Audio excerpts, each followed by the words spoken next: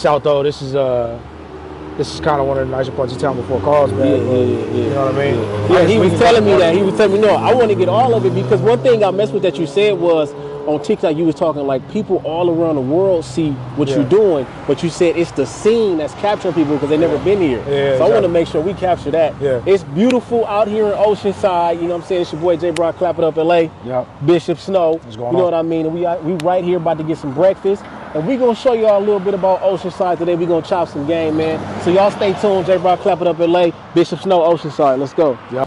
Man, it's a pleasure to be out here with you. I remember the first time I met you was at Rolling Loud.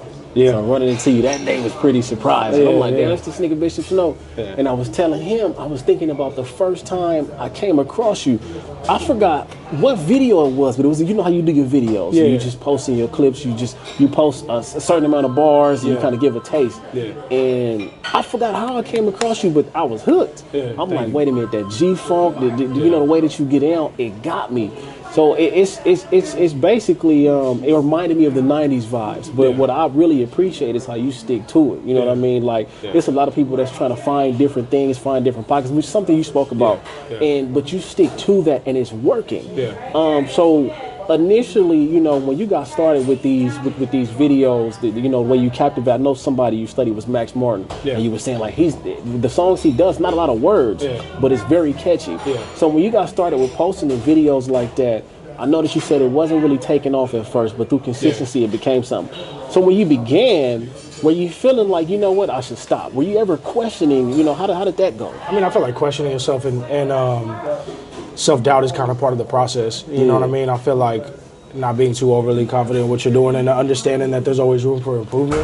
I feel like that's a big part of the process, especially looking back at it now. Initially, it was like I didn't even want a TikTok. I didn't want a TikTok. I didn't want to post on social. I was like, I didn't understand the promotion side of it. And so understanding that is really a big part of it. And so one of the things that I say constantly is, you know, if you don't promote yourself, then nobody else is going to do it. Facts. You know what I mean? So understanding that, like, I didn't want a TikTok. My team was telling me to get a TikTok. You know, and initially I started with no followers on TikTok. I didn't have a TikTok. I had to make one specifically. You know, like 300 and something thousand right now, though. Yeah. So, you know, and that honestly jumped within the last, I was kind of getting stagnant on TikTok at one point in time. And TikTok was something that I wasn't really being consistent with at one point. And so, like, there were times that I would post and it would work, and then I would post twice a day, and then my engagement will go down, and then I tried monetizing it, and with the monetization, I was getting like hundreds of views instead of thousands of views, so that dropped. So it's a lot of trial and error. I mean, with anything, you know. And so I feel like the trial and error with TikTok specifically was a big part of the game. You know what I mean, and figuring out. Learning CapCut, what CapCut was, which is an editing platform, adding words to the videos because that worked for a little bit. So putting the lyrics on the videos, but you know, understanding like I kind of got over that because I was like, nah, I kind of felt too like childish. But you know what I mean? That was just the different feelings that you go through in your mind. You know what I mean? understand that because like me and him, we have so much content. And it's like I'm not posting it because I feel like. Can I get a copy, please? I'm not posting it.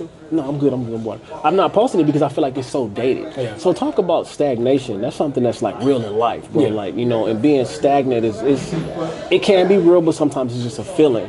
So when you feel that way, how do you continue to process, to continue to, you know, do what you need to do in order to grow? I feel like as long as you're putting one foot forward, then that's all that matters at the end of the day. You know what I mean? I feel like, you know, we go through so many thoughts in our head, but I feel like emotionally, you know what I mean?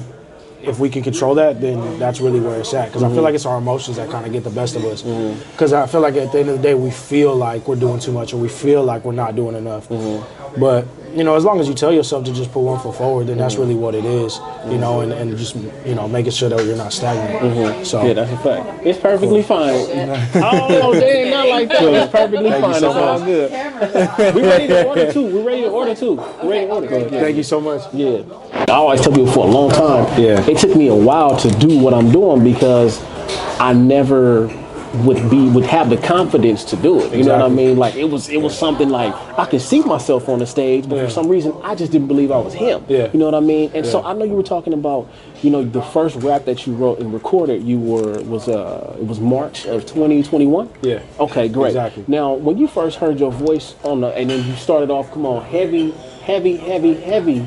influence of Genuine, you know, wanted to be R&B singer, things like that. Exactly. And it was funny because I was telling Josh, I said, bro, he don't look like that. Yeah. I said, bro, he don't look like that. How many people have you surprised with your singing? It's happened here and there. I feel like well, I mean, when I was younger, for the people that didn't know me from when I was younger, like I was in chamber choir. You was in choir, yeah. I was in choir when I was young. So a freshman and sophomore in high school, right? Yeah, freshman and sophomore in high school. That's crazy. You're the first person to like do an interview that actually do it. Like that's crazy. That's crazy as hell. Yeah, come on, man. Yeah, that's perfect though. But freshman sophomore year of high school, I was in chamber choir with another artist from here named John Gibbs. Okay. Who ended up later being signed to Interscope. He kind of did the music earlier than I did, and he, you know, blew up and became who he is. And he's worked with Kendrick, you know what I mean, and numerous other people, Lecrae. You know, John was a big influence of mine. I'm putting too much sugar in this shit. It's all good, bro. I'm not a coffee drinker, so I don't know. Okay, so we are going to, well, I'll try. He told me about the Bay stuffed hash browns, so I'll go ahead on and try that. I'm going to keep it simple. I think I'm just going to do... How do you like your eggs? Scrambled. And toast, biscuit with gravy? Toast. White, rye, sourdough? White.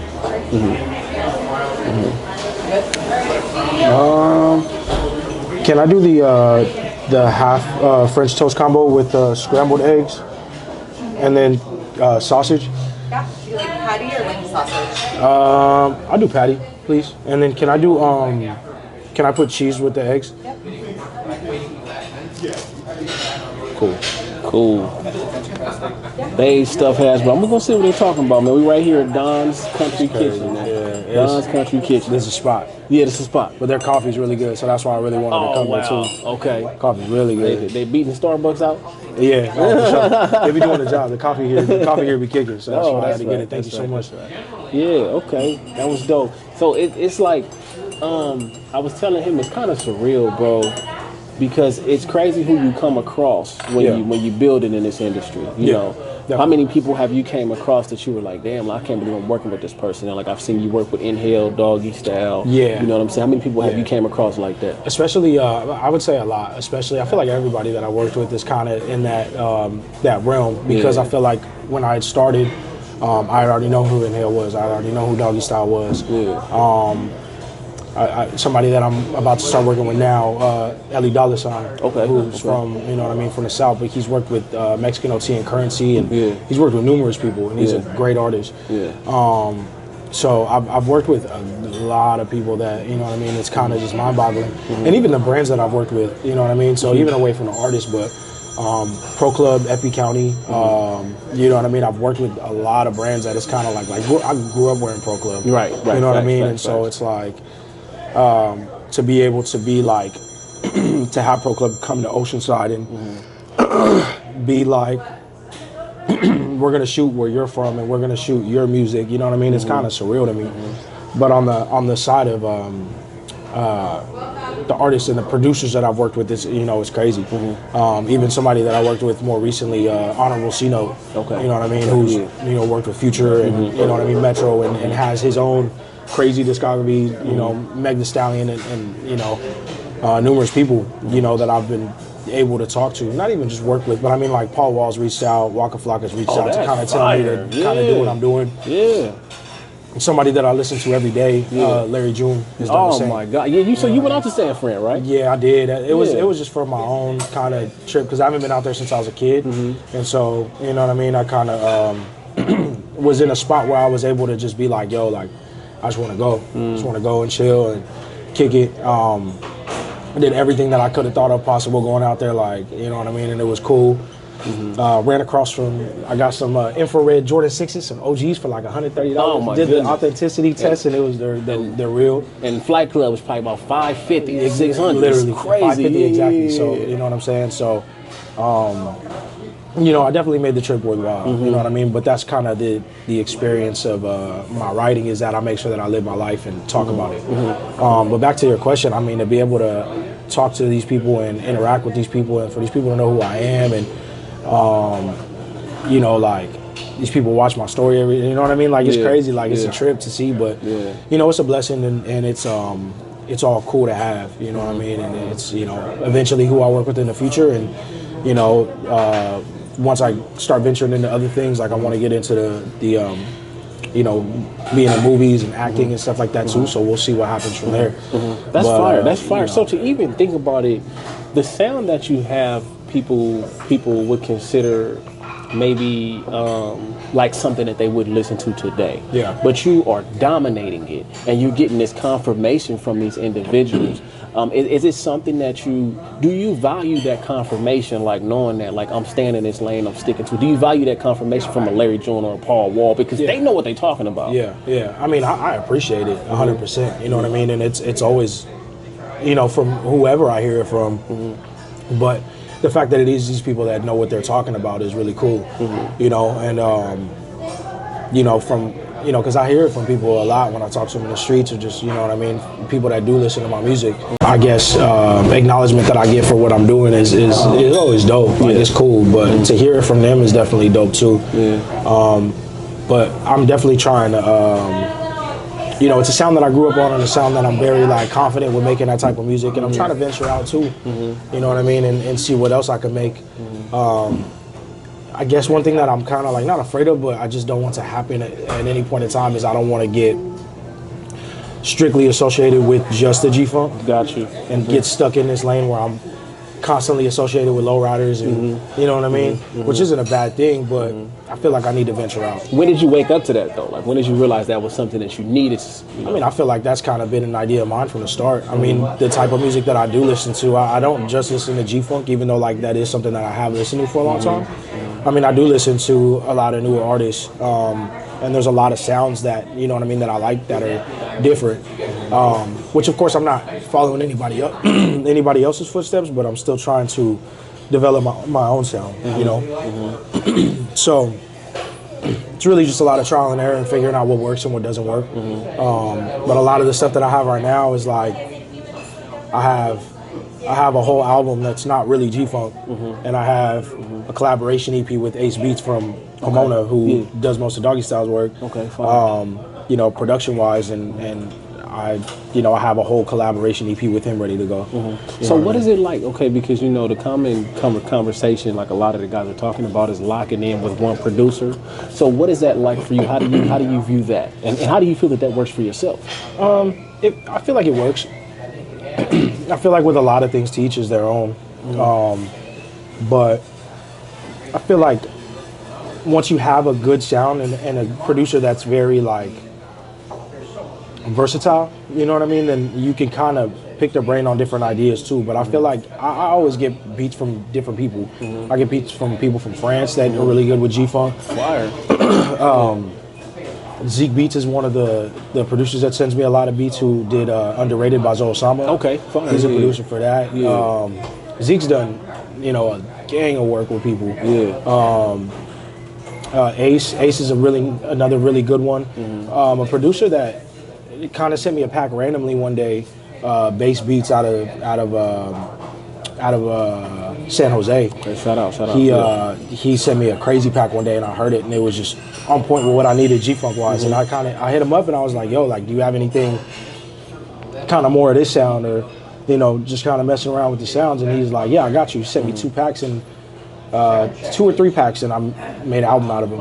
You know what I mean? That's crazy. You know what I mean? Yeah. So how long does it typically take you to, like, put your album together or put a tape together? It depends. It really just depends. I mean, one of my issues that I've kind of had in the past is waiting to get inspired. Okay. You know what I mean? And so, well, you have to. You can't force getting inspired, though. So you know, kind of wait. So what do you mean by waiting? Because that's kind of something that just has to happen naturally. I mean, usually it happens when, like, I hear new music from artists that I do listen to. Like, this year has been really dominant with a lot of artists that I really like. Of course, Schoolboy Q, when he dropped Blue Lips. Blue Lips is crazy. I love Blue Lips. I love Blue Lips. Future with both of that, all 3 of the projects that he dropped, Mixtape Pluto and We Don't Trust You, Still Don't Trust You. What else? Freddie Gibbs recently dropped. Who's somebody that I listen to? Have you listened to Jay Worthy and Problems new project? I haven't actually, which is something that I need to. Yeah, I need to listen to. Jay Worthy is, you know what I mean, and Problems always killed it too. So you know what I mean. That's something that I need to listen to. Yeah. You should definitely get those a listen, like, you know, because Jay Worthy is somebody I'm just now really waking up to. Yeah. So like I gave him a listen probably sometime last year. I was in the studio with him, Baron Davis. Yeah. They were making a song, and I'm listening to him live, and I'm like, wait a minute, this nigga's hard. Yeah. But I feel like typically you have to have a certain type of taste to listen to Jay Worthy. Yeah. But that day showed me something different. Yeah. So I would advise that to anybody. Make sure y'all tune into that Jay Worthy, especially that Problem. We interviewed Mike and Keys. Problem was there. Mike and Keys and is they, legendary. yeah, bro, and they actually said it like, yeah, we working with Problem, and I overlooked it, and I'm like, wait a minute. When this shit came on, I'm like, wait a minute. Oh, so the whole tape is Mike and Keys. Oh shit! You gotta listen to that shit, bro. And see, the one thing I respect about how big are you on the instruments? You know, like their thing as producers is you got to know how to really play the instruments in order to be a great producer. So how big are you on the snares, the hi hats, you know, stuff like that? That's something that I've definitely overlooked. Yeah. You know what I mean? Okay, but I do agree with. Yeah. There's a few producers that I do know that do work specifically with live instruments, but it gives you an idea of the sound that you're looking for, and you know what I mean, having that ear for it, you know, which is something that I do agree with. But it's, you know, Mike and Keys they're legendary. You know facts. I mean? But Jay Worthy, I first heard of Jay Worthy. The London Drugs, one of his earlier London Drugs issues. So that was something that I had heard a long time ago. I can't remember. I'm okay right now. Thank you so much. Appreciate it. London. I can't remember the name of the London Drugs project that I heard, but it was listening to it, whatever it was. No, that's a great project. So that was when I got, you know what I mean, here for Jay Worthy earlier, and then. Later on, tapping into the two Peas in a Pod project, you know what I mean, with him and Larry. You know, I love that project too. There's a lot of great songs on there. You know, the work that he did on Hotel Bel Air and Leave It Up to Me, like those are great songs. Yeah, facts. But now Jay Worthy, there's a lot of great artists in LA. Period. You know what I mean, and Compton and South Central, and you know what I mean, Watts as a whole. Facts. But Jay Worthy is definitely one that I give it to. Like that's, you know what I mean, he's dope.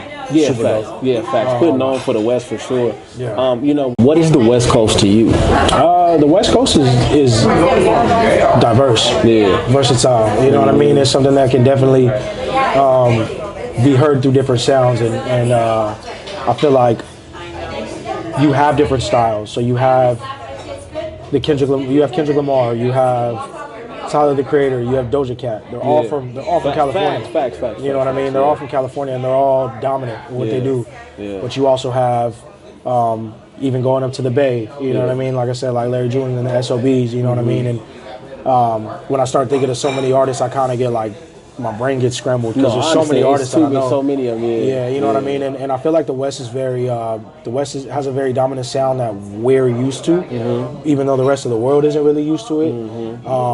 Or not the rest of the world, but I would say the rest of the country. It's weird. I feel like there's a limitation because I feel like the West Coast listens to West Coast music. I feel like the rest of the country might not, but the rest of the world does. You know what I mean? I feel like it really is a global thing, which is crazy. Who else did I just think of? I feel like had we not, I feel like the West would be a lot higher and a lot more dominant right now had we not lost Nip, Draco, and Money Sign. You know what I mean? Had we not lost Suede, had we not lost all those guys, I feel like the sound would be so much more dominant right now. Because they would be so much more bigger. And, those guys would have They were just getting started. Yeah, those guys would have been crazy with what they would have done.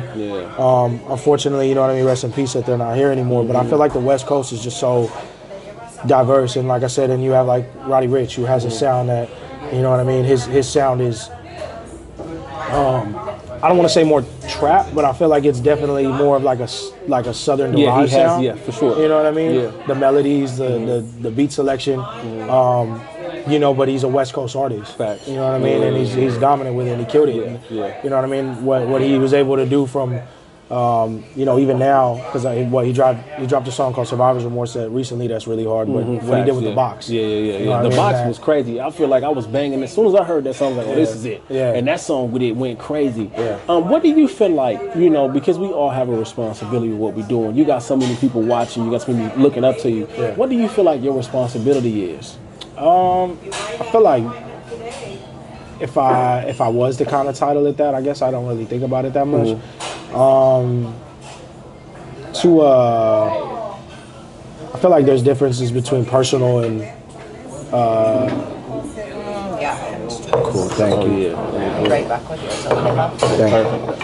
I thought she had mine, man. I'm I know the stuff has been. You'll know when they come. You'll know when they come. But I feel like personally, I have a responsibility to just put in the work to be a better artist and lead by example. I feel like as far as the work ethic and you know, like I said, there's different parts of it that I think of. I feel like the work ethic and leading by example and who I am to the public, I feel like I need to maintain that and be the best person that I can be, which also turns into a more personal responsibility of being the best father that I could be, being a better person and growing personally.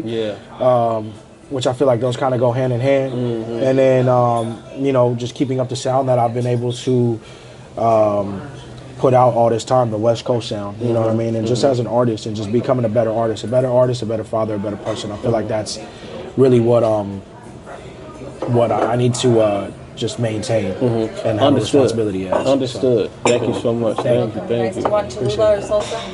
I think I'm good right now. I appreciate it. You guys want? I'm good. Thank you so much. This looks fire. This looks fire. You gotta mix it too. Oh, I gotta mix it because there's avocado in there. There's sausage. There's everything. Ooh, it look like I shouldn't be eating this right now, but it's all good. It's good. It's a good cheat meal. So fatherhood. I feel like ultimately, if I'm not being a father to my child, then none of this shit matters. Yeah, you know what I mean. Exactly. And one of the things that I'm learning, me and my wife are learning, we're going through this having to actually raise him, right? He's getting in trouble at school. It's kind of like, damn, like, come on, get it together. Yeah. And we know we're teaching him better.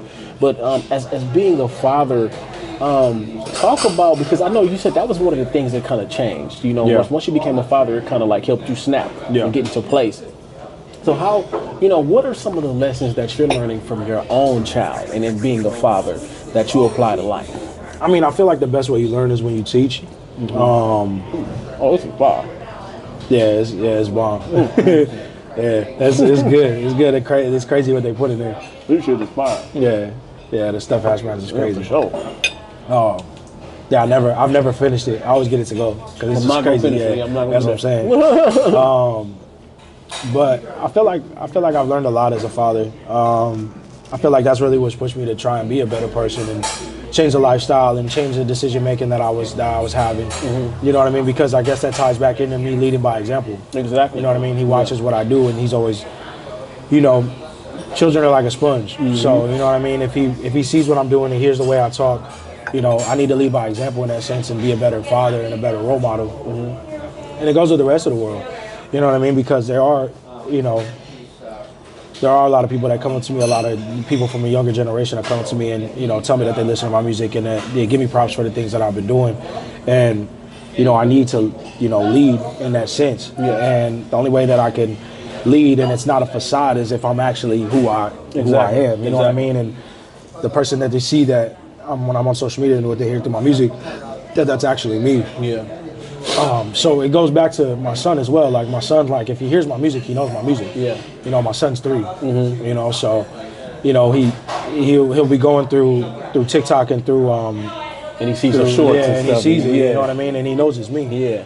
And so for him to see that work ethic and what I've putting everything that I have into it, you know what I mean? He'll eventually do that with whatever he decides to do as well. You know what I mean? And making sure that that's not just mimicked, but it's something that he actually believes and understands that is going to get him to where he needs to be and wants to be. Facts. Now talk about the energy, because raising a child, bro, that's it. It's a lot of energy you got to, use and make sure that you know, but see, you have to be able to do what you need to do and at the same time raise your kid. Yeah. So talk about that energy that it takes. Has it ever, you know, because you out doing shows, you out doing, you know, events and things like that. Yeah.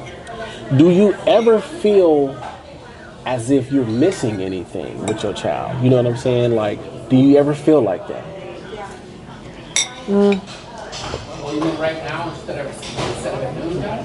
Or not maybe, as much. Or maybe moments. Because I know that,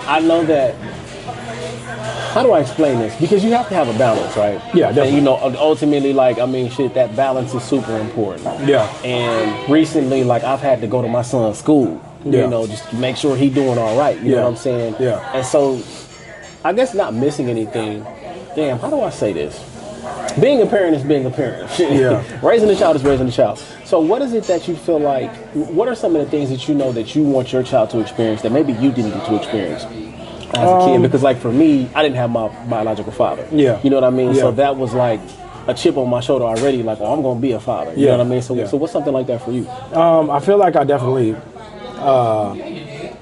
make it a point to capitalize on the times that I do have with him and make sure that he is, you know, taken care of, because my dad wasn't there for a point in time as well. You know what I mean? A decade of my life.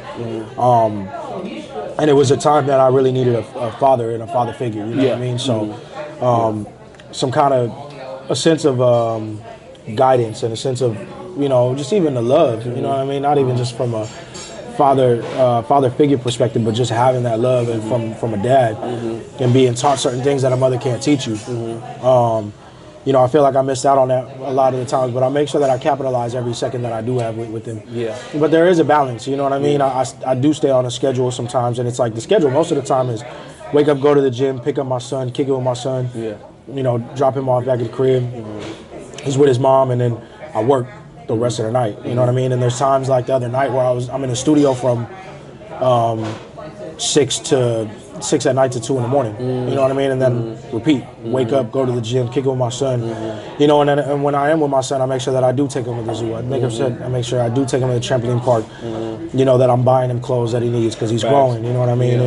And you know, if I could take him on these trips that I can, you know, and there's a lot of times that, you know, but I always make sure that that's a priority, that my son, being with my son is a priority, because, you know, there's a lot of times that, you know, I do get really busy and I don't see him for, you know, a few days, and, you know, and I'm doing a lot, and but I understand as well that, you know, it's just gonna happen with what's gonna happen, you know what I mean? But at the end of the day, it's all gonna pay off, because you know what I mean. It's all to make sure that he's okay and that he's taken care of. You know what I mean? Like my main thing is to I gotta do this so that my son knows that he can go for what he wants in his life. You know, this clap it up thing. This is so he can know too. Yeah. Because when you live with that example, it's a little bit easier for you to understand. Oh, I can do that. Yeah. You feel what I'm saying? And I'm praying to God that I'm able to open doors for him and get some connections for him to where if he don't want to work a job, he can just do this, or he can figure it out some way somehow. But like my ultimate thing is like I need my son to know that you're a man, and you're gonna have to figure it out in this world. Yeah. And you know, I feel like so many people have something to say about that when it's like, look, man, you can't raise a spoiled child. Yeah, exactly. Because then they won't have a work ethic. So it's great that you say like the work ethic, because me and my wife, when we go out to work out, we bring him with us. Look at this. Look at what we're doing. Exactly. You know what I'm saying? Because know that this is important. So like, I commend you for that. You know what I mean? You know, just continue to be a great father, because we need that. We need that example. Also, I want to talk about the working out. I work out. You know, I just recently gained like 30 pounds, dog. Okay. I'm making sure I'm getting back to it. So I've been working out every day. Yeah. So talk about what that does for your mental. The mental is the biggest thing. That's why. I mean, I feel like one of the things that I've always said is like I know if I get in the gym, you know what I mean, just based off of the things that I've been able to do, like physically and being an athlete, I know that, you know, physically I could do it, that I'm able to do it. And because, you know what I mean, I'm healthy, I have, you know what I mean, I have a body that, you know what I mean, I can work out. So, you know, it's possible, you know, but I feel like the mental part of it is the biggest thing. Thank you so much. Yeah, I feel like the mental aspect of working out is the biggest thing, because it's like I feel like it's therapeutic in a sense. Right. But it also, you know, I'm in there. I feel let me kind of rewind a little bit. I feel like mentally, if I'm intact, then I feel like everything else is taken care of. I feel like mentally, if I'm in line, then I feel like physically I'll be good. I'm better to handle my emotions, and I make sure that I constantly have a spiritual connection with, you know what I'm saying, and you know what I mean, every day, which is those are the 4 biggest things that I always pay attention to: is spiritual, emotional, mental, and physical. I feel like if I'm on point with all those, then you know what I mean, then I'm where I need to be. Of course, there's always room for improvement, but you know, but physically, if I'm where I need to be, then you know what I mean, then everything else. But mentally, you know, working out is the best thing. Today Tuesday? Yeah, today's Tuesday. Yeah, tomorrow will be 2 months that I've been completely sober. So like, I just cut off everything, which seems their own. Which seems their own. You know what I mean? If people feel like they, you know, something helps them with getting through the day, then by all means do it. But I feel like alcohol was just dragging me down, and just mentally and physically I wasn't on point where I need to be. And it does affect my emotions, you know, and my decision making, you know, and I feel like I wasn't on point with everything. So, but that's working out just keeps me in check, and it gives me something that I can look forward to every day. So that way it's like, I wake up, I go to the gym, I have my specific workout split, you know what I mean? And I make sure that I'm, you know, doing that every single day, so that way it's keeping me in check. You know what I mean? And that's another thing too. Even away from the music, you know, a lot of people have told me that, you know, me working out has made them want to work out. Yeah, you know what I mean? Which is cool. Like, facts. Just looking at you, it's like, yeah, you got, you know what I'm saying? You got to get to it. I make sure I do it every day, but I make sure that I push myself in it too. I don't push the same way that, you know what I mean, all the time. I try and go up in weight if I can, and you know, I'm completely natural, so all I take is creatine and pre before my workout. You know what I mean? And so I just make sure that I'm on point with that. Right. Yeah. You know, so that's one big thing. I completely agree with that, because I feel like I can't like sit up and just pig out and eat, you know, bad shit, not work out. I can't do that for too long. I start to get really depressed. I start to feel like out of order. My mind just like it does something to me that's really not healthy. So I'm like, you know what? I have to stay on top of that. So, have you ever had a period in time where you weren't working out and you kind of felt the effects of not doing that? Oh man, yeah, my whole shit, man, years. The whole like me working out thing was kind of is newer. It's within the last 2 years. So growing up, I played sports. I played basketball, football, and I ran track. You know what I mean? And running back and safety, right? Yeah, running back, corner, safety. Corner, okay, my dad was a safety. Yeah, dad was safety. But so I played sports growing up, so I always understood what it was to be physically in shape and fit, cardio, and even the work ethic. I guess that's kind of where the work ethic goes back to. Facts, is what I put in, trying to be, you know, the best at sports. Very competitive. I'm very, very competitive, and I always try to be the best of my abilities and what I can be. And so that was one thing that kind of translated over time. So the gym was never foreign to me, you know what I mean? Like, I've known the gym since I was a kid, because my dad was the same way. Which I guess that's another thing, leading by example, is that because my dad was always fit and always in the gym, that was something that I wanted to do as well. And so I worked out on and off for a long time. 2019, I kind of got more serious into it, because I was just doing too much out here. I was running around, making bad decisions, you know what I mean? What I was putting into my body wasn't 100%, you know what I mean? It wasn't good for me.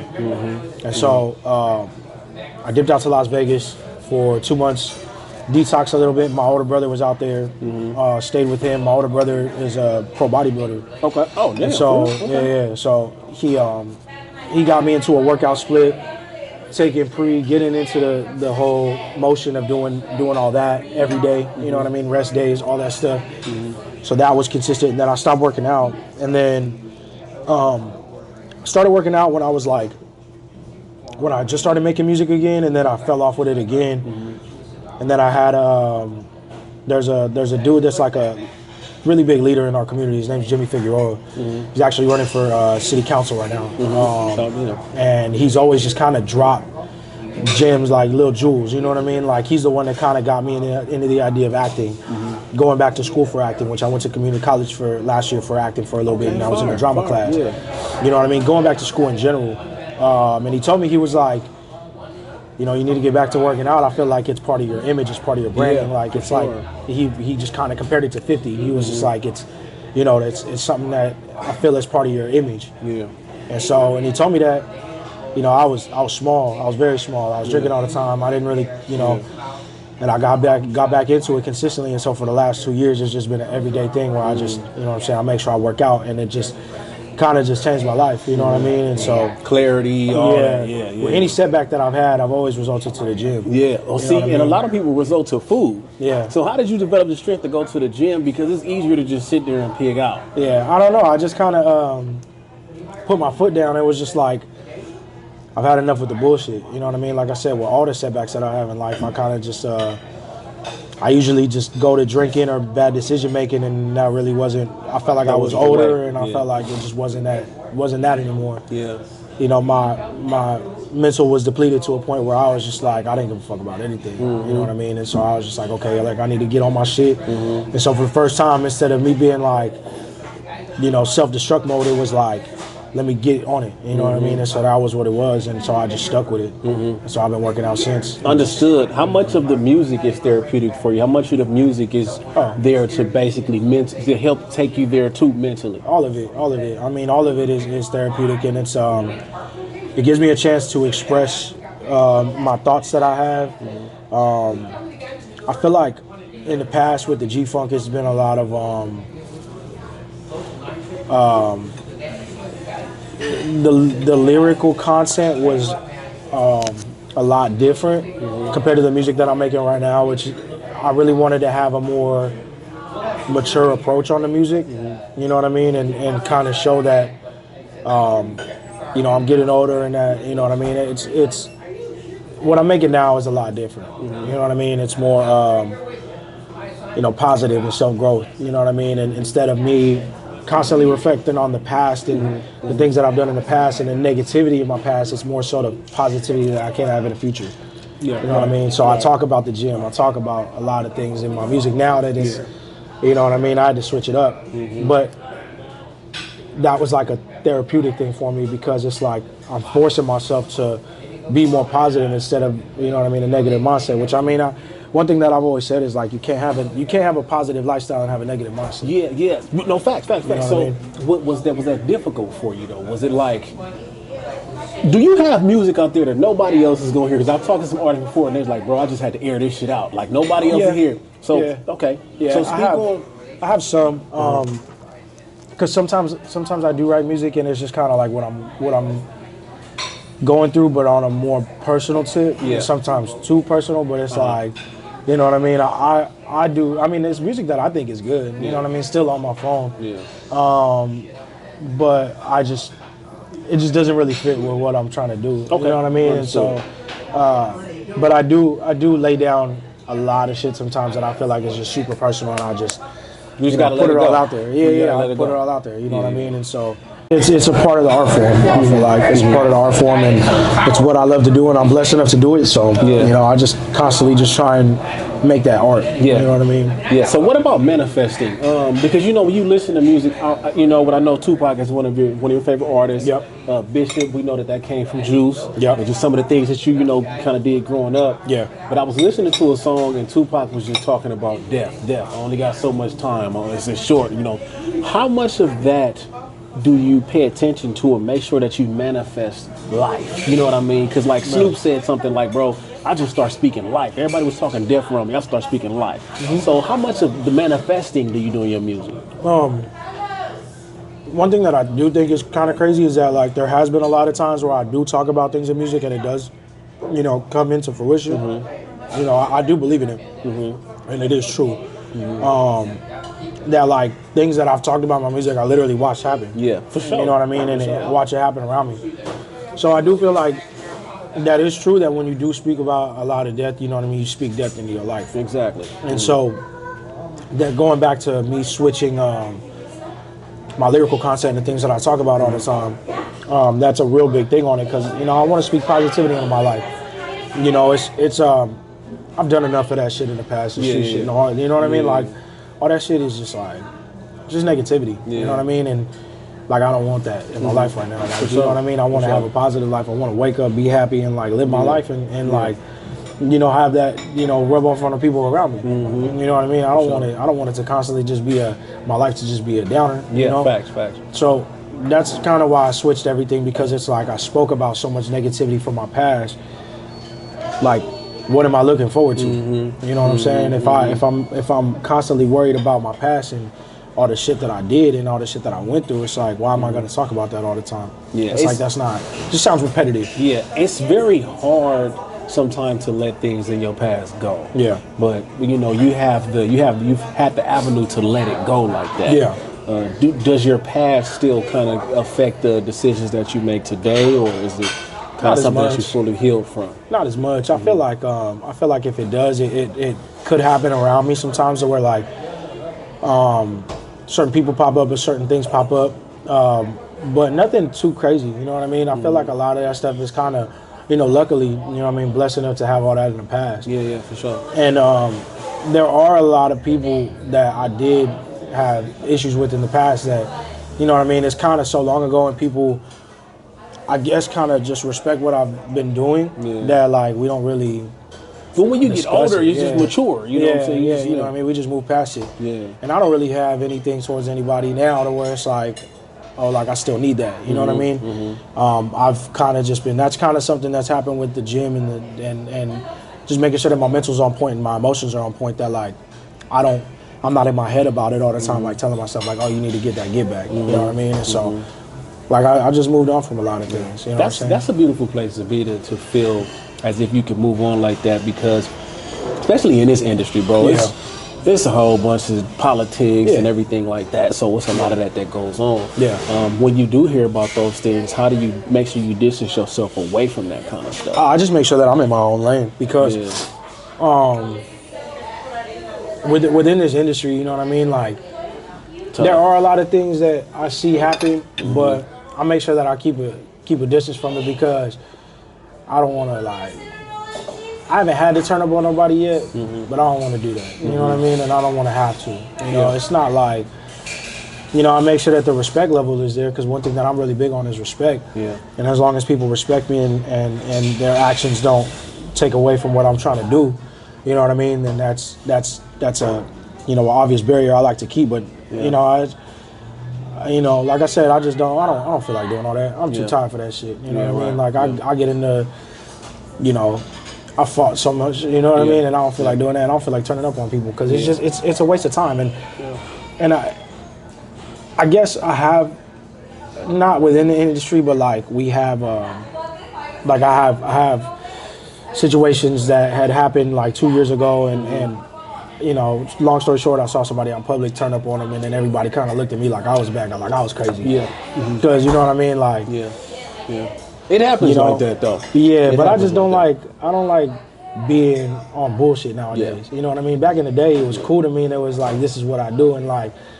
you know what I mean? Think twice before you do it. But it's like, now it's just a waste of time. Like if I get caught up for some shit, and motherfuckers be telling nowadays, so it's like, you got too much to lose. Yeah, it's too much time and money. I feel like getting in trouble is just too much time and money, and time more than anything that I don't have to waste. Yeah, you know what I mean? Like, and being in the system, it costs a lot of fucking money. Yeah, you know what I'm saying? That a lot of people don't realize. Yeah, you know what I mean? And all the time that you lose and all the money that you lose from being in the system and going through all that shit, it's just like, I don't feel like doing all that. You know what I mean? And setting myself back mentally and all that shit. Like that's not within my options. Yeah. So I'm gonna say this, like one of the things, like with Young Thug, his situation getting out, one of the things that I respected, what was that? He voiced that he realizes his influence, right? Yeah. So you got a lot of kids out here that's taking that influence and they just applying it. I'm gonna be the coldest nigga in the street, but you don't understand. Young Thug got the money to get out of there. Exactly. A lot of y'all don't got that money to get up out of there. Y'all gonna be stuck. Yeah, you know what I mean? You don't want to go to war until your money right. Yeah, you know what I mean? You don't want to go to war at all, God forbid. You know what I'm saying? But, exactly. You know what I mean? If that's what you decide to do, you got to make sure your money right. You know what I mean? Because there's a lot that comes with it. Yeah. You know what I mean? And so with anybody, with any of the choices that people make, you know what I mean? It's every action has a reaction. Yeah, you know what I'm saying? And so, you know, I feel like a lot of people don't realize that. You know, it's like a domino effect. You know what I mean? And once you do something, it just continuously goes on. You know what I mean? And so, Yeah, I mean, going back to that, you know, it's just it's not really worth it. But nobody, like I said, nobody's really, you know what I mean. I try and keep my distance so that way people don't have that availability to try and test me and put me in a bad position. Yeah, you know what I mean. Because I, you know what I mean. I got a son to take care of. Yeah, I got music I got to work on. I got a legacy that I'm trying to build, and nobody's gonna take that from me. Yeah, facts. But you know what I mean. And I'll be damned if. You know what I'm saying? And one time that I knock somebody out wrong, that, you know what I mean, it's their last day. You know what I mean? Yeah, so you don't want that. Yeah. You know what I mean? And there's been too many instances where, you know what I mean, it's been some shit in the past. You know what I'm saying? So it's just like, I just would rather leave it like that. Yeah. You know what I mean? And making sure that my mental and my emotional reactions are on point, so that way I don't react the wrong way and that I don't do something that I regret later on. Facts. You know, and so if I'm on point with those things and with all these situations, I know how to react properly and within a timely manner, so it's not like I'm putting myself in a bad position. Facts. Yeah. You know what I mean? That's a fact. That's game. So I know you came up with a project called Bury Me and G. How much of that was inspired by Tupac? That was, you know, he got the song Bury Me and G. That was really big.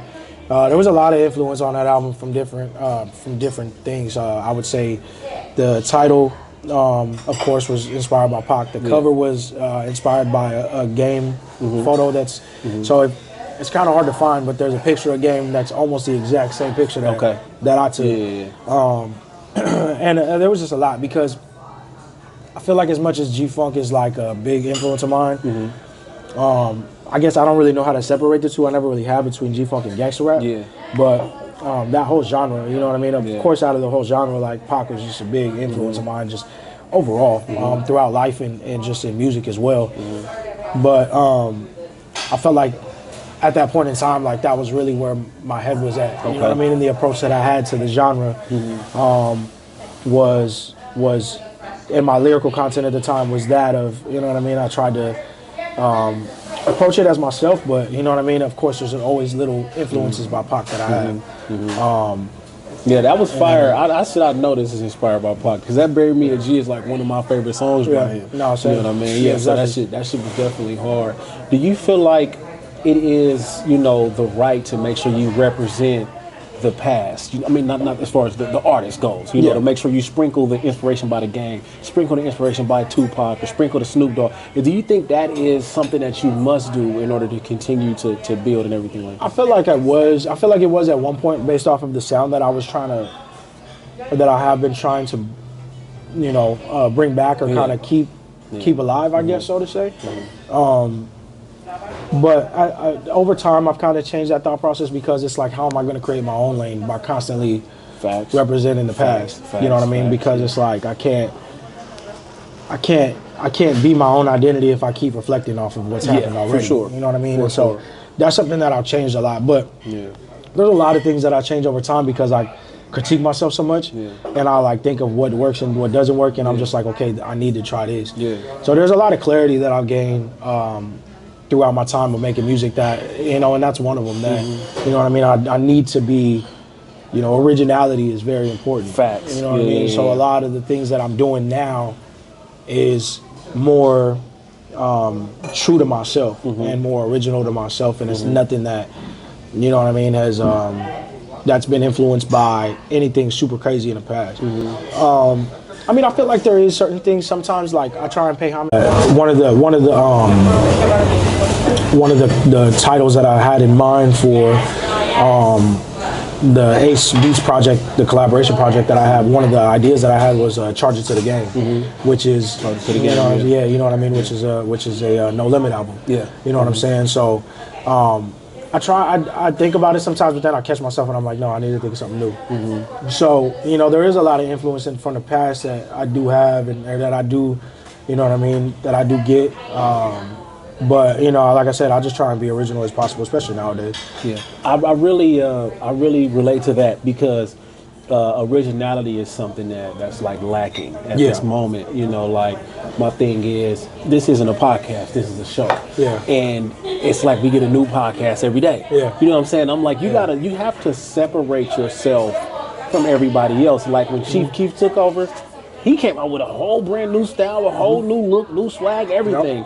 And it just took the world by storm. Exactly. So, but the thing is, I feel like what you do it's not like you're copying, because it seems that this is just naturally who you are. You know what I mean? And I think that's where a lot of people mess up. When it's not naturally you and you putting on an act, eventually you got to come out. Exactly. And when people see that it's not real, that's when you lose your credibility. But this is who you are, and I get that complete vibe from you. You know what I mean? So I don't think that you have a problem there at all. What do you see yourself doing though? Like I feel like my bad to kind of go back to that. It's okay. I feel like originality is kind of. I feel like it lacks in so many things, because it even lacks in Hollywood. You know what I mean? I feel like the movie industry is, huge, but a lot of things are remakes. A lot of things are remakes in Hollywood. Nothing's really original. Right. But when there is something original from Hollywood, we cling to it. You know what I mean? And so, it's I mean, because not everything's gonna be dominant like fucking Marvel. You know what I mean? So, I feel like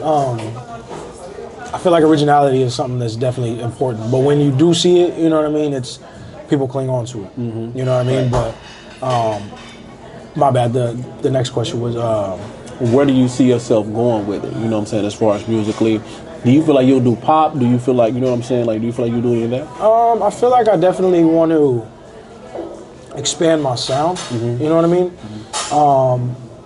I wouldn't say pop per se, but I do get a lot of ideas to try different things. Not so much because of it's what's popping or what's cracking right now, but because I want to, show that I'm versatile, I guess, so to say.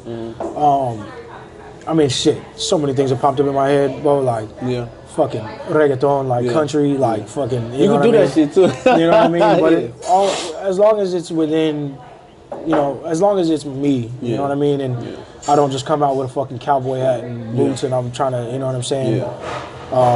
Sound like Willie Nelson, you know what I mean? So it's like, I feel like as long as it's me and I stay true to my sound and it's still my story, I feel like it is possible, you know what I mean? I feel like I do want to, like I said, expand my sound and the lyrical content. I have always had this idea in the back of my head to make an R&B project. Yeah, for sure.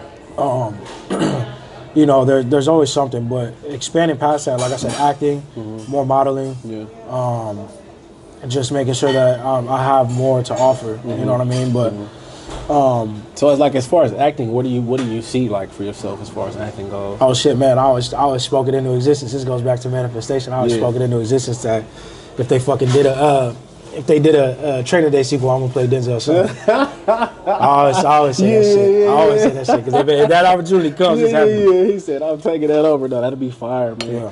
See, one thing about acting, I know people like when you have to do them takes over and over and over again. That's how you really figure out if there's something that you want to do. Like, it's not just to get in front of the camera and boom. So when you went to the drama class, what are some of the things that you learned to apply to your game? At first, it was just more so. The first class that I did was just more so acting on stage and stage presence and understanding like the format of a stage and reading a script and memorizing a script and practicing how to use your lines and put emotion into your lines and improv, certain things like that. So it was kind of more so like an acting, you know what I mean, like how to act. Drama 2 is acting in front of the camera. Yeah, okay. So it's a different, you know what I mean? It's like, it's a different type of acting, I guess, so to say, which it's all the same, but, but I mean, of course, just being able to practice and learn lines and memorizing lines and putting the emotion forth, you know what I mean? And how to, being, what's the words that they use in drama? I can't remember it verbatim, but it's like making sure that you are not just portraying the emotion, but that's what you are. Like this is you're not in a state that you're in a state of being. Like this is the emotion that you're trying to portray. So there's been a lot of stuff in the past that I've learned from like plays and stuff like that in school, but taking an actual class and learning it, up front and actually being able to practice in front of a whole class, you know what I mean? Which I mean, doing music has been able to kind of shake off the nerves and you know what I mean, like being on stage and the stage fright, I guess, so to say, to give it a term. But yeah, to be able to practice it and actually like memorize lines, like that was what I was able to learn and actually try. So I mean, I know once I get in there that, you know, I'm gonna give it my all, and no matter what the audition is, you know what I mean, whether it's a small role or something crazy, you know, I just gotta learn over time. It's exactly how music is. You know what I'm saying? Facts. The more time that I put into it, the more I'm gonna be able to learn and just actually be able to, you know, put into, you know, what I'm doing. Do you ever get nervous, like before a performance, or do you ever get nervous? Now not as much. Back Okay. in the day, I used to. Yeah. Back in the day, I used to a lot. Yeah, Yeah, back in the day, it was like when I first started this shit, it was like, am I gonna forget my lyrics? Like, how do I do it? And then it was the transition of learning that like my performances are actually me rapping instead of me rapping over the song. So making sure that I'm on point with all my lyrics, and then if I do fuck up a lyric, that I could just, you know what I'm saying, like it doesn't have to be the end of the world. How important is that though? Because when I talk to people who speak about like real performers, they say like you need to go out there with just your beat and memorize your lyrics. How important is that for you? Was that something that you always did or something you learned to do? That was something that I learned to do, because at first I used to rap over my songs, and then I was taught by somebody that, you know, I need to have a different approach to it, and that I need to actually rap over my music, which I mean, it helps a lot, because it helps add that emotion, the real, you know what I mean? Because that grit, and I'm actually performing my music, and these are actually my words, and it's something that I actually wrote down. So yeah, I do feel like it's a big part of it. It's very important. That's something I've heard like producers talk about, like real performers can do that. You know what I mean? Yeah, exactly. And actually, you gain a respect for it once you get to see kind of like somebody who just, nigga, that is all him memorizing. So does it force you to practice your, like, how do you know? But this one thing I don't understand. Y'all got 50, hundreds of songs, and y'all can remember these lyrics. How do you go about making sure you memorize these lyrics? One thing that I kind of make sure, kind of like a little cheat code, I guess. Yeah. I don't perform a song unless I've done a music video for it. Oh, okay. Because the music video, I'm repetitive with it a million times. I have to spit it over several days in front of the camera, and I have to know it. You know what I mean? So I'm confident about the lyrics if I've done a music video to it. Then I can perform it on stage, and then it's like, okay, like I remember it because I already did this a million times. So that's one thing. I don't really perform a song on stage unless I've done a music video to it. So that's one thing that I always make sure that I keep in the back of my head. That's a good note. That's game. Yeah, that's game right there. Yeah, that's something that I've just learned personally. That you know what I mean. But even if I do, it's just repetition, just like anything. It's just like memorizing lines for acting. It's, you know what I mean, making sure that I'm on point with it, Facts. You know, and that I know the lyrics, and that, you know, I'll sit there before my performance and I'll read in my notes, because I have all my lyrics in my notes. Right. So I'll just sit there and read through it, and then just, you know. Yeah, that's one of the things I heard you talking about on Jumper. You said, man, I just got a whole bunch of shit in my notes. Like, and the same thing is like I've been a motivational speaker, so I just put stuff in my notes and just make sure I make the video later. Super important, you know what I mean? And it's, you know, it's something that personally just helps me out. Like if I could get to the point where I freestyle one day, and you know what I mean, even then I'm still gonna type it down after. You know what I mean? And I still have like a freestyle approach to it, I guess. Because the way that I start off my songs is you know what I mean, I come up with the chorus first, but then the first two bars I think about, like, if I was freestyling, what would be my first two bars on these? And then I type that down, and then everything else after that I'll write down. So I just make sure that you know, that I, like I said, I just have like a specific approach to it. That's always worked for me. Yeah, for sure. So I always, you know, I kept my faith strong in it, and I was just like, you know, in the end, everything's gonna work out better if I just get it back on the back end. So I mean, the stream started going up. So instead of me monetizing and being, there's one thing I'm really big on is like, I don't do things out of like the hunger for the money. Like I don't like that. That's beautiful. Thank you. That's beautiful. Okay, thank you. Here you go. Thank you. I think that's extremely important, because especially when you jump into this industry, the money ain't gonna be money ain't coming like that. You know what I mean? Like this industry is always gonna separate the real from the fake, because the fake is gonna do it because of the glitz and glamour. And when you realize it's not like that, you can't survive. You know what strictly I mean? for the love of it. Yeah, facts. And so I make sure that that's a big thing that I make sure that there's something that I'm big on. Which I mean, I really don't even have to remind myself of it, because the decision making kind of comes naturally in that sense, where it's like, I'm not gonna make this decision based off of the financial. You know what I mean? it's cool if it comes with it. You know what I mean? It's a blessing, but I'm not gonna do it just because of that. Facts. You know what I mean? Ultimately, I want to make moves that are gonna get me, that are gonna make me better, and the goal overall. And that's kind of one of the things that I've always made it out is that I want to be one of the best to do this ever, and I make sure that I remind myself of that constantly. So it's like that's why I'm doing it. You know?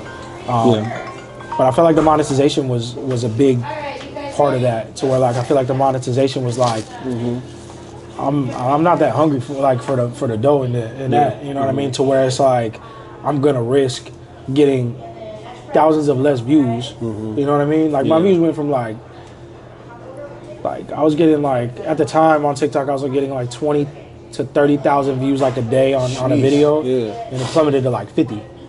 You know what I mean? Yeah. And then it's like I'm not gonna get exposure. Like nobody's gonna hear me because of that. Right. That's not even fair. Here you go. Thank you very much. No and so like that was one thing that I was big on was like I don't need to just be money hungry like that, to where like I'm gonna risk the exposure for it. You know what I mean? And so I what's the word? Demonetized from that. Like I chose not to do it. And then this year, like I found like some ways to make it so that way, like through CapCut filters and like, exporting in 4K, shit like that. And I was on a run for like, I think within 2 months I got like 210,000 followers on TikTok. Yeah, that's because the content that we were putting out and the quality of it, and it was like I finally found what was working for my page and what I was able to do with my content. And if I was to monetize it, they wouldn't have been paying me for all those millions because I don't have that many followers. So it's like the following that I gained, and then the push that I was able to get from it, to where I went from like, I think I dropped down to like, because the music I was making wasn't good at the time last year, and I wasn't putting too much thought into it. I wasn't studying it. You know what I mean? Like I was just making music because, you know what I mean. The people that I work with said they wanted an album, and I was just like, okay, cool, whatever. So I made a quick album, knocked it out, didn't really put too much thought into it. It's one of my least favorite projects I've ever done. And after that, I dropped down to like 70,000 monthly listeners on Spotify. And then after the last project that I did and all the promotion that I was able to get, I jumped up to like 140,000. You know what I mean? Which isn't like too crazy, but it was, you know what I mean? Like I guess that's a lot to me. Yeah, I guess thinking about it, that's one thing that I critique myself on a lot. Like I just want to do better. It's not that I don't have the gratitude for it, you know what I mean, or anything, but it's like I just want to do better all the time. I want to push myself to do better. So it's like, you know, and it's not a comparison to anybody else, but it's just like I just want to do better. And so, you know, and I guess like in comparison, if I think about it, like I started making music, you know what I mean, 3 years ago. Been taking it seriously. Been taking it seriously for the last 2, and then from September 2022 to August of 2023, I went from 400 monthly listeners on Spotify to 100,000. So that jump, you know what I mean, to be able, just from self-promotion. Crazy. You know what I mean? It's like, you know, and it's like now, it's like, how can I take that even farther? You know, and it's not like the numbers aren't, I don't look at the numbers as like I'm gonna get paid more. It's like I just want to be one of the best to do it. I want to be one of the big dogs. So it's like, you know, I want to make better. I need to make better music in order for that to happen. Right. Yeah. So how does that happen? Thankfully, through meeting Doggy Style and his team, I understood the quality of music, and Doggy Style kind of just broke it down to me. He's like, whoever's like the quality of your music right now is good, but it's like the mixing isn't where it needs to be. So I started working with his producer, and then I understood more quality. Then I understood what I was doing wrong in my editing.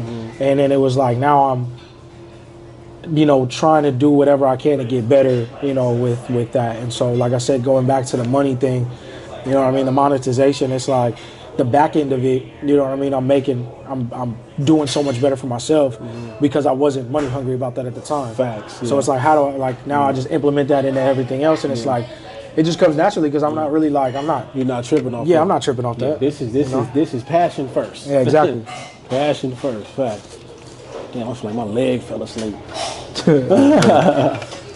Yeah. What did you guys want to see? Like, what did you? I just want to get some outside, get some conversation outside. Yeah, we're going outside, man. Oceanside. Yeah, that's fire, man. We could go. Do you want like a more like beach scene, or you want? Shit. Yeah, we can do the beach. You want something that's Thank you guys. Appreciate it. Have a good one.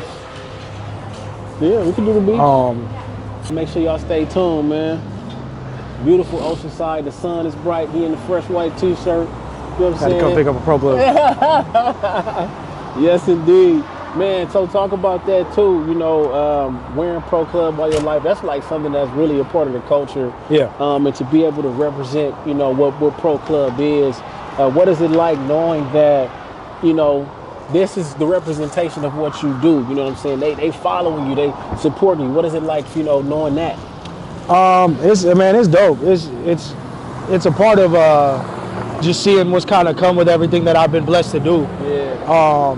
You know, like I said, like I've won pro club since, you know what I mean? God knows how long. Yeah. Since I was a child. So for them to see what I'm doing and support it, and you know, wanted to work with me, you know, it's crazy. Mm-hmm. You know, but that, like I said, that's what a lot of things. That's what the artists I work with, the brands that I work with. You know, it's all just a blessing. Yeah. You know what I mean? And just able to see what's come through the labor that I've been putting in and the work that I've been putting in.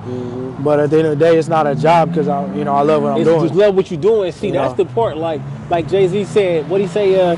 He said, we don't want to be rich. We want to just be able to live our life through our talents. Exactly. You know what I mean? Exactly. Like, and, you know, I worked a job and know what that feels like to be stuck in a box. Yeah. You know, it just wasn't good. You know what I mean? Yeah. But, you know, to be an entrepreneur, to be a creative and doing what you're doing out here is insane. Yeah. Because you risking it's like you risking everything to be able to do this. So one of the things you were talking about was like your editing and how that stepped up your game. Yeah. Like one of the things that Chuck Dizzle talks about a lot is like the production, you know, the way how it's mixed and things like that. Yeah. So for anybody out there who probably didn't really realize that, what word of advice would you give to them in understanding this can better your music? Just the consistency and the hunger. I feel like if you're really hungry for it, then you're gonna put everything into it. And just studying and just making sure that you're yearning for the knowledge to be better. You know, I feel like that's a big thing when it comes to anything that you do. Really, those ideas is something that, you know, I got from playing sports as a kid, and you know, what moves can I do that's what can I add to my bag so that way I'm gonna be more of a threat. You know what I mean? And so that way I'm gonna be better. What's gonna separate me from everybody else? And so these thoughts that I've had, you know, my whole life, and just applying it to music, you know, that's some of them. You know, and just yearning to be better. And like I said, just making sure that your heart is in the right spot while doing this with anything that you do, and making sure that you're hungry for it. And that's what I was going to ask too. You kind of alluded to being able to see. My thing about when I was trying to find myself, I was trying different things, right? I didn't know what I wanted to do in my life. But I knew one thing is that I needed to find something that made me feel the same way that football made me feel. And when I jumped into doing motivational speaking in this, I said, oh, this is my purpose in life. So when you say that that's what music, it gives you that same feeling, that same passion, that same fulfillment that did for you. No, exactly. It really did. You know, it's cool because watch out, J.Brock. Damn, my boy did not care. At all. Yeah, It'd be like that, bro. You know, I guess I didn't really know if this was my calling or not. But I guess I just loved it so much that I made it my calling. You know what I'm saying? I wasn't sure if I was gonna make it in the music thing, and I wasn't sure if putting my all into it and quitting my jobs was, you know what I'm saying, gonna get me to where I needed to be. Because when I started doing the music, you know, from 2021 going into 2022, I was a manager at the 99-cent store. And that's a during tough the day, position to lead. Manager, that's tough. I was a manager at the 99-cent store, but I was also working front desk at the gym that I go to in Crunch. So, you know, working 16-hour days and not knowing if, you know, putting everything into my dream and what I want is gonna pay off the way that my job did. You know what I mean? I wasn't sure. I just kind of left it to God and just hoped that this was, you know, what I really was meant for. And like I said, I didn't know if this is what I was really meant to do. but I made sure that this was what I meant to do. I put every little bit of fucking everything that I had into it. Because of the music industry, I fucking be not just the music industry, but just because of me working on music and putting everything into it. You know, I've fucking gone through every emotion that I could possibly have gone through. You know what I'm saying? I've smiled because of it. I've been grateful because of it. I've been my happiest because of it. I've been depressed because of it. I've cried because of it. You know what I mean? I didn't know what the fuck I was gonna do with my life, but you know what I mean? And I still don't. I'm still at a point where like I'm still trying to find it. You know what I mean? But I have a foot in the door now to where it's like, okay, like this is a real possibility. So, you know, making sure that you put every little bit of everything that you have into it, not to half-ass anything. You know what I'm saying? And you know, you got to speak on that because I've been broke behind Clap It Up. Yeah. You know, my family, it's been money not coming in the house because I'm putting my money into this. Yeah. You know, I have a team of people, shout out Sneaks and Ellie, shout out Josh. I'm paying everybody else and I'm leaving empty-handed. Yeah. You feel what I'm saying? But that's the price you got to pay in order to be where you want to go. Like a lot of people say they want to be a boss. Yeah. But this is what it takes to be a boss. You got to pay the price. You got to pay the price. You got to put in the money before the money is there. You know what I mean? And shout out to my team, Matt Strange, and what they've done for me. You know what I mean? And you know, I don't know where I'd be without them. You know, because you know. Talk about team, bro. Get it, man. The team is important. You know what I mean? They're the ones that talk to me about the importance of social media and promoting myself when I didn't understand it. And you know, Jimmy telling me, you know, different things that can help me out and what I need to do. Teamwork makes the dream work. You know what I mean? And so they're a big part of what I've been able to do. And just even on a personal note, you know what I mean? Them helping me out with everything. You know, when I didn't have, you know, when I was, you know, homeless, sleeping in the whip, they were paying for my gym membership so that way I had a gym to go to, a place to shower, and just kind of like be able to get the job done. You know what I mean? And so like before things were really coming in, like they were making sure that I had, you know, and so that, you know, they built me a studio. You know what I mean? Now I have a studio at my fucking disposal that, you know what I mean, I'm able to go to every day, you know, and work in, and they really just put their faith in what I was doing, you know, and put the money in, you know, and it wasn't like I've had a lifelong friendship with them. I've known them for a long time, but they kind of just put their faith into what I was able to do. You know what I mean? And so, and I had to put in the work. And so now we're, you know what I mean, able to see something back from all that. You know what I mean? And now, like I said, you know, I work out with the team, you know what I mean? And it's a small team. My manager, you know, takes all my pictures and edits all my pictures and does all my cover arts. His brother does all my music videos. You know what I'm saying? We're literally just... That's what it takes, though. You know what I'm saying? And we, you know, they have the connections that they're able to make. And, you know, Daniel's mentor was A+ Films, who shot a lot of Kendrick and Schoolboy and a lot of TDE music videos. That's his mentor, you know what I'm saying? So, you know, being able to meet them and pick their brains and just hear their process and, you know, who they've been able to become. You know, it's, you know, I wouldn't have been able to be here without the team. You know what I mean? And so it's, you know, whatever I could have done to, you know, help them out. And when, you know, things do work out and, you know, they're going to be, you know, well off as well. You know what I mean? That's what I want to see. Facts. You know? Hell yeah, that's teamwork shit. Yeah, let's hit the beach real quick. Let's get I'm up there. That's some shit I ain't never got to worry about. No, man, I have these like thoughts to fucking cut my hair sometimes, but I don't. Really? Yeah, nah. Oh, nigga. That's the longest I've ever grown it out. I've been growing it out for 4 years. I think that's part of your brand now. No, it is. That's why I don't want to cut it. But I fucking, my whole head is tatted. So if I do cut it, because I used to shave my head. But I used to shave my head, but I fucking, here, this way. Okay, bet. Yeah, fucking, when I used to big it, I'd like. I can't imagine the pain of getting your head tatted, man. What is that? It's not that bad. Oh, man. Yeah, it's not too crazy. That's the skull. It's, because I have some shit. I have I have Oceanside on the side of my head. I have growth and development on the other side of my head. I have a big ass 7'4" on the back of my head. And then I have like a piece. I have like a mural on the top of my head. Okay, so I have like different parts. But like my fucking, the back of my head, like the 7'4", I got tatted in a fucking Best Western for a dope sack. Oh, like, you know what I mean? Gave him a tenner and he fucking tatted the back of my head. Like, shit. And I was was you high when you got tatted? Or I was sober. I was sober. He was high. I can't do that. You have to get it done faster though. I can't do But yeah, that, I used to be heavy, like, for a long time in my life, I was around because my sisters are plugged. So, like, for like a long time, I was like around it, selling with her, you know what I'm saying, doing a lot of shit. And it wasn't until she got locked up that I was like kind of like not around it as much. I was like living in and out of hotels. We had numerous traps around here. Well, we had the traps were more downtown. You know what I mean? Like just inconsistent living of just, you know what I'm saying, just day in, day out, just fucking you know, doing whatever, you know, doing what you do.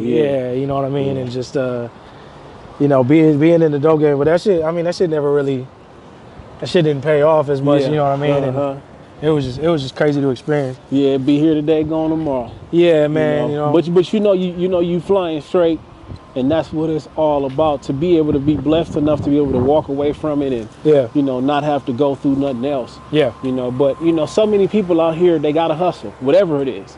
You know, and you gotta hustle to be able to make it to, you know, be able to do whatever you need to do. Is that something that you reflect on a lot, or something you just kind of let go, like you was talking about the past?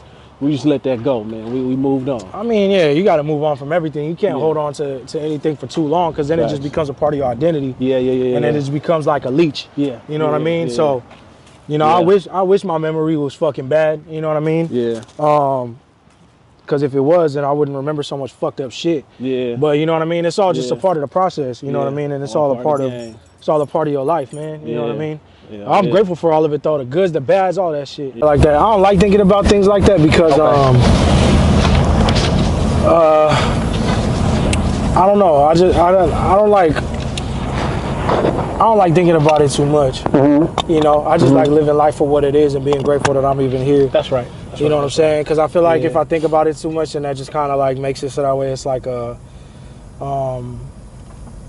what's the word I'm looking for? Like a not cocky in a sense, but like just too self-aware, I guess. Or indulgent. Yeah, self-indulgent. Yeah, that's exactly what I was looking for. Or arrogant, because people can get arrogant. And I, you know what I mean. I could like, I don't want to sit here all day and think about what I've done. Instead of thinking about why would I spend my time thinking about what I've done when I could just plan for the future and what I can do. There you go. You know what I'm saying? And I feel like it just takes away from too much. It takes away from what I could plan for in the future.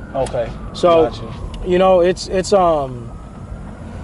know, but it's cool and dope to be a part of the city. And to be a part of a place that I can call home. That I have called home my entire life. And where I grew up and what I know. Like I've, you know what I mean, ripped and ran through all these alleys. You know what I'm saying? Like all these places. Like this is. You know, this is home to me. This is a beautiful city. And so it's you know what I mean. It's just dope to be able to, you know, you know, I guess be a representation of the city. You know, one of the many representations of the city because, you know, the city has so many different aspects and so many different people. And the crazy thing about Oceanside is fucking just so much talent. But you know. One thing that everyone from here talks about is it's kind of hard for the talent to get out. Why is that? We don't know why. Why is that? We don't know why. It's kind of, you know what I mean. At what point did you have to go to? Did you like have to go to LA at some point in order to begin to blossom the way that you have been, or were you able to just stay home? I was able to stay home because of the social media. Because you know what I mean. The social media pushed everything worldwide. And so for that reason, like I have fan bases in Australia and Japan and Europe and like the amount of people that I've been able to like fucking like connect with because of social media and the amount of, you know what I mean, people I've been able to work with through social media is just fucking crazy. You know what I mean? Like like I guess I don't really talk about it a lot, but you know what I mean? Like I was at Rolling Loud, I met some of my French fans. You know what I'm saying? The one that I saw you at. Swear. I saw some of my French fans. And when I went to, when I was shooting a music video in Vegas 2 months ago, I had some French fans outside of a liquor store that was watching me shoot. You know, you know, these places that I go to, like in the Bay, like I had a gang of people that were recognizing me. but it's just it's like an international thing too. That that's hard. You know what I mean? Like I said, I don't talk about any of that shit. I don't post about any of it. Nothing. But like, I ship out orders of like 20 of my physical copies to Japan. Okay. You know what I mean? So it's like that through the social media allowed it so that way I didn't have to go anywhere else. Right. You know what I mean? But of course, going to LA has helped a lot. Yeah. You know what I'm saying? Being able to network in LA has helped a lot. Like one of the people, I guess the answer to that question is yes, because one of my good homies, Memo, who runs Night of the Blaxican, he networked me with a lot of people that I would have never met had I not linked up with him. And like, you know, because there was a lot of artists that were meeting with this guy named Jimmy Humility back in the day when I first met Memo in like 2021. And like I met like Crook, CNG, Reverie, Bella. You know what I'm saying? You know what I mean? All these people that I have a close connection with now, more so Crook and like Reverie and certain people and like Bella and shit. And Duno, you know what I mean? Little Weirdo, you know what I mean? Like all these people that are from LA because of Memo, because of that connection that I was able to have in LA, that if I stayed in Oceanside and if Memo would never hit me up, I would have never had that connection, or it might have taken me longer to get that connection. And so for that reason, like I'm able to work with these people, like working with Crook and shit. You know what I mean? So it's like, you know, working with Duno. Duno came down here and did a vlog. Yeah, I seen that. I watched that. You know what I mean? So, you know, like it's all a blessing. You know what I mean? And you know, I was able to stay here, but at the same time, because of that connection that I had with other people in the city, you know what I mean? It's you know, it's dope. Because I was like, damn, I thought this job was going to be a lot worse than what it was. Nah. Shit, we was out here in an hour and it seemed like 10, 15 minutes. Yeah, with no traffic, it's an hour 50. I just started listening to Mitchy Slick on Jay Worthy's and Problems project. I said, this nigga Mitchy Slick is dope, man. Mitchy has a crazy discography of some good shit. Yeah, that shit's hard. Yeah, that's a name I've been hearing for a long time, man. Mitchy Slick. Mitchy's got some great shit. Mitchy's got a song with Nip. On Slauson Boy 2. Okay, I gotta listen to that. So how often are you still listening to Nip, and how often, you know, do you think about Nip? I listen to Nip all the time. Yeah. So I guess the best way to put it, the newer lyrical, you know, route that I'm trying to take. Is more so based off of like, I looked at two people specifically that I listen to a lot, and that's Larry June and Nip. Okay. Just the maturity in their lyrical content, and just the way that they spit and the way that the things that they talk about, I took from them like crazy. You know what I mean? And I made sure that I paid attention to what they talk about. But I listen to Nip a lot. I know all the Nip shit. You know what I'm saying?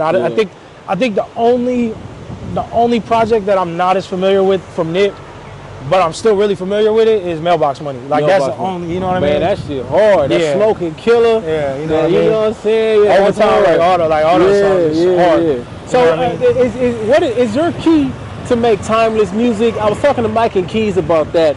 Like, what does it mean to make time? Look at him famous, man. What to you? What does it take to make timeless music? I feel like if it's organic and original, I feel like timeless music is true to you and it's what relates to other people. You know what I mean? I feel like that's classic music, anything, and I feel like it's what's true to you. You know, a lot of the music that I grew up listening to is, you know, from the 70s, 80s, and 90s. A lot of the music that I do study is a lot of older rock, a lot of older soul. 80s pop, 90s music. I mean, I could go on and on with the music that I study. For sure. As far as what I study in order to make and write music. Damn. So, you said the studying part kind of changed the game for you. Oh man. The structure of songs, rhyme schemes. What else? Rhyme structure. So like how you word certain things, all that stuff. I studied it. I still study it. I study it all the damn time. Do you feel like every day? Do you feel like Do you feel like that? Sorry. Oh shit. Oh, sorry. We were trying to make it so you can go inside. Sorry about that. Do you feel like that's something that may be lacking in a lot of our music today? Because we got a lot of, you know, what's considered microwave music coming out. Do you feel like the studying aspect is something that kind of we lack here? I mean, I can't really say because I don't know what other people's approach to it is. I don't know if other people do study. Yeah.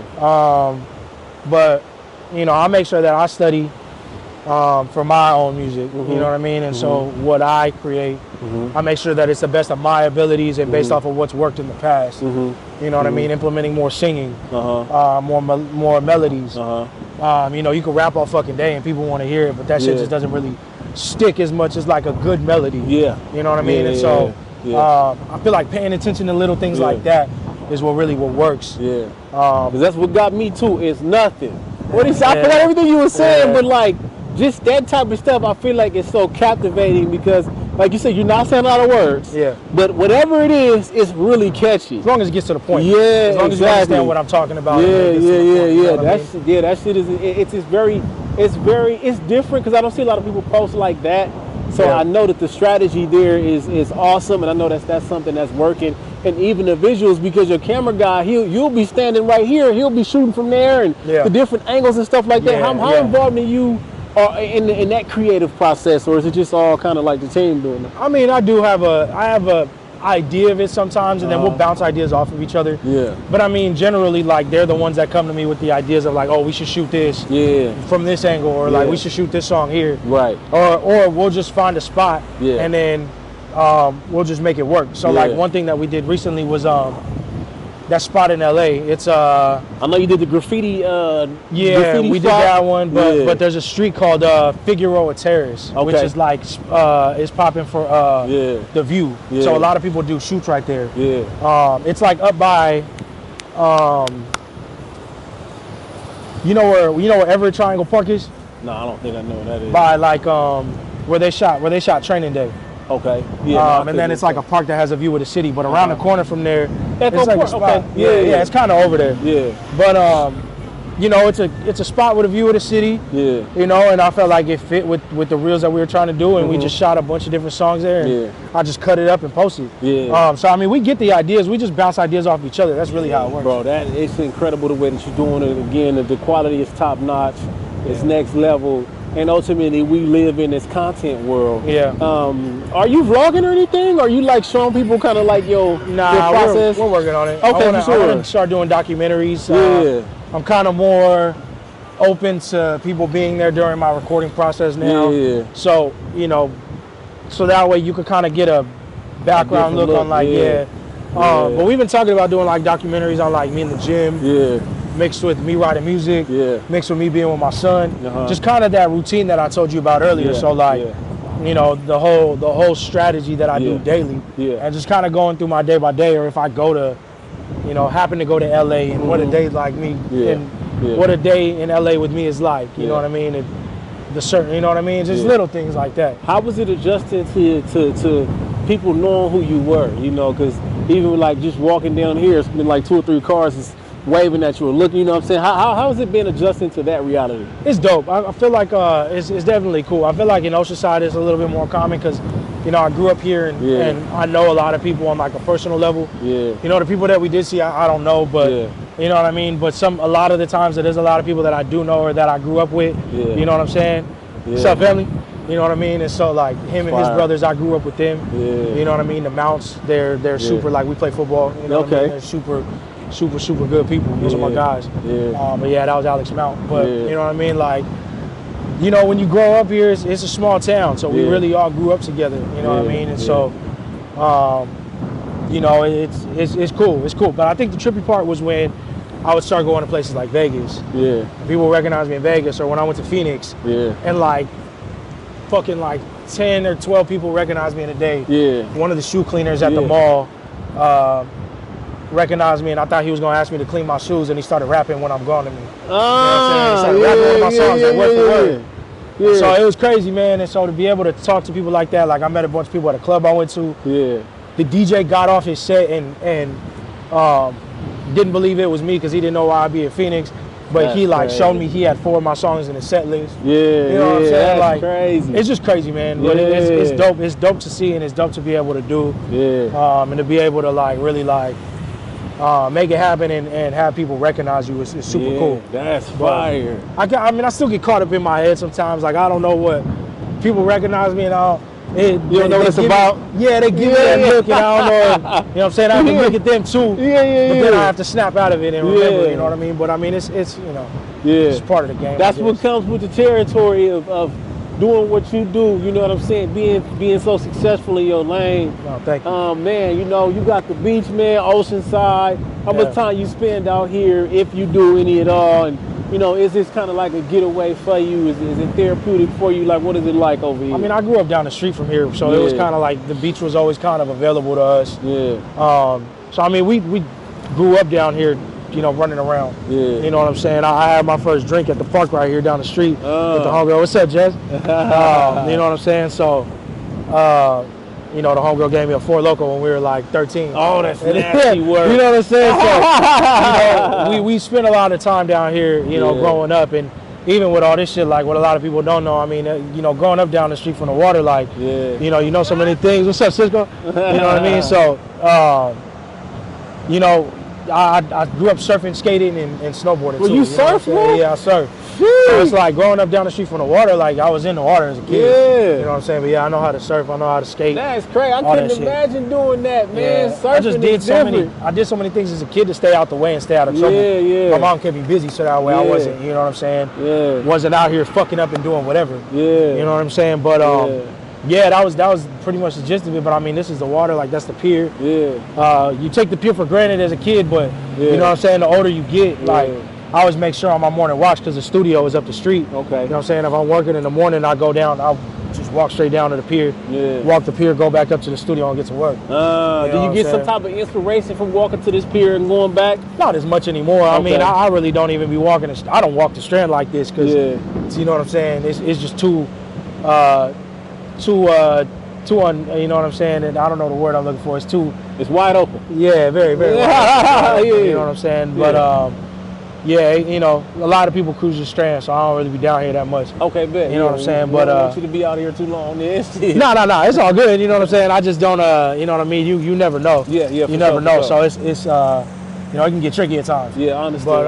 But you know, but I mean, now that I'm older and the things that I've been doing, like I said, I don't really be running into too much bullshit. You know what I'm saying? But yeah, I mean, you know, you have the water down here. This is at your disposal, especially at your disposal. You know, especially when you go up down the street from here, it's like. But it's, you know, you get into a lot of shit down here too. You know. That's right. You know. So this is home regardless. Yeah, man. Straight like that. Clap, clap, clap, clap. Nigga, clap. I didn't know. My bad. That was good. Hold on, we're gonna get that shit right this time. My bad. Cut that other one out. Right here with the homie Bishop Snow. We just chopped a whole lot of game. We just gave us a little bit of the scenery of Oceanside. You see what's going on, man. Stick to your dreams, follow your dreams, and go for what you know. West Coast. Oh, shit. You know what I'm saying? Yeah.